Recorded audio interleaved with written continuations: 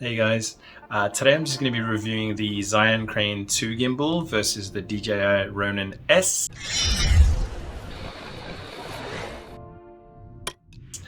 Now you guys might be thinking, why is he so late to the party? These gimbals have been out for ages. I do filmmaking purely as a hobby. I don't do corporate videos, videography work or anything like that, so I can't claim the camera equipment as a tax write-off. So I need to be really picky about what equipment I buy on the used market, and I need to ensure that I get the most bang for my buck. There's a ton of other videos on YouTube regarding these exact two gimbals and comparing them both. Well, these are non-sponsored ones, so I'm giving you guys a totally unbiased view. Here are the two gimbals. We've got the Zion Crane 2 and we've got the Ronin S right here. A couple of OG Blackmagic pocket cinema cameras on them with some Vader lenses.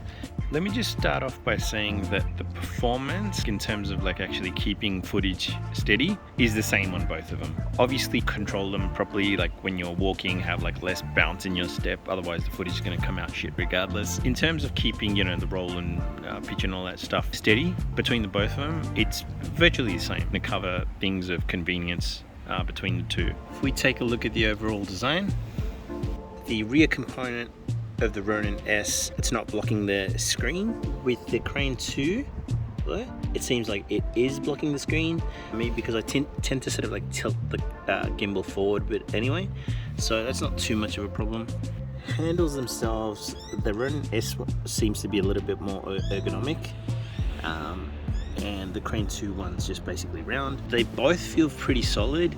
The Ronin S has a, like that whole bottom handle section is the battery there. The Crane 2 one's got 3 batteries inside, which you can, if they go wrong, you can take them out, put some new ones in.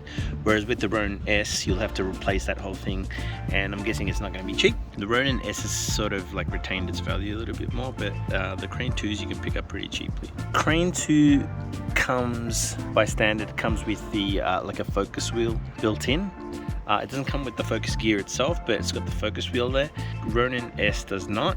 You know, you've got like a spot here if you want to attach like a Nucleus Nano or something like that. One thing I've noticed is with the layout of the Crane 2, you'll notice that component, that base plate right there, that's pretty much flat. So with this camera at least, I've found that changing the batteries on it is a lot more difficult than the Ronin S.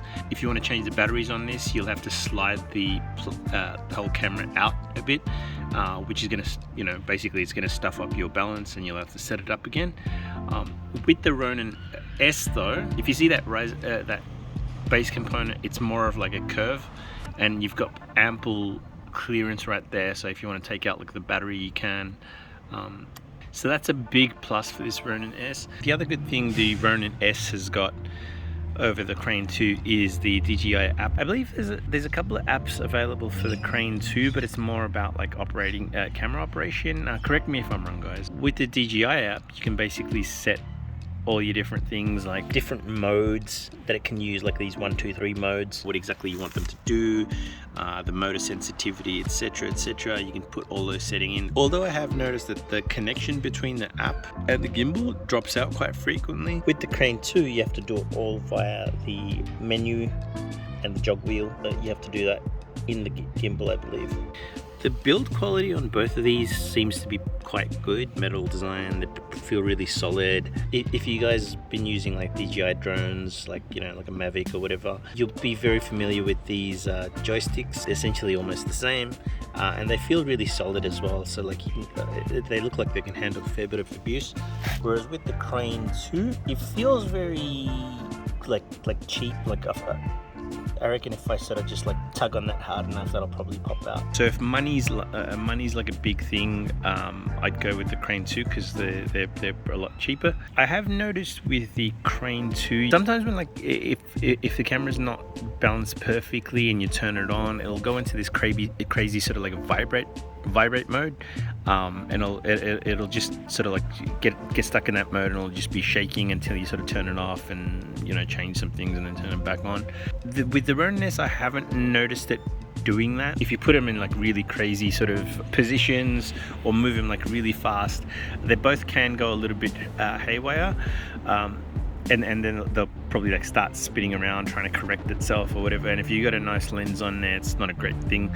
The Ronin S does give you a little bit of a warning beep, I believe, before it does that, so that's a really good thing. Turning them on is basically, the Crane 2's just got that one power button there. You turn it on and it'll come on, and it'll calibrate itself on startup. You've got the mode button to jog between the different modes. With the Ronin S, you need to turn the battery on and then turn the power on.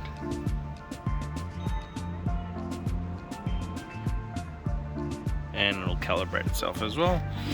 They've both got some type of selfie mode. So if I go out here, the Crane 2 one seems to be a little bit more reliable. I'll show you guys what I mean. So press mode button 3 times. 1, 2, 3. Goes into selfie mode. Turn it back on the Crane, it's 3 times. With Ronin S, there's a trigger at the front right here. So you press that 3 times. 1, 2, 3. Turn it back, I believe it's twice. But yeah, I've noticed on the Ronin S, it doesn't happen every single time, although it's happening pretty reliably now, but it's kind of hit and miss on this. So if you're doing a lot of like travel vlogging stuff, I'd recommend the Crane 2 for that. If you're switching between selfie mode and just like normal mode, you can operate them both in underslung mode.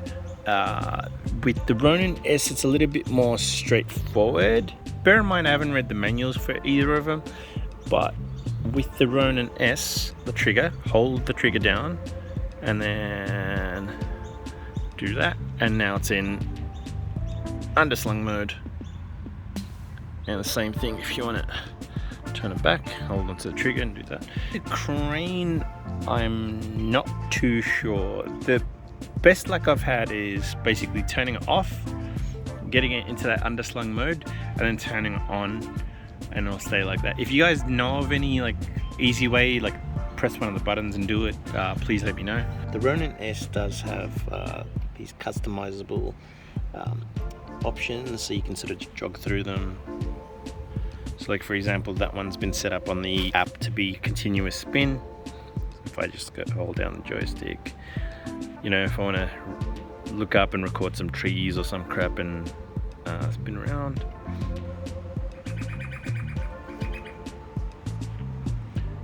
Yeah, so on the Crane 2 you can do it as well, but it's a little bit more manual.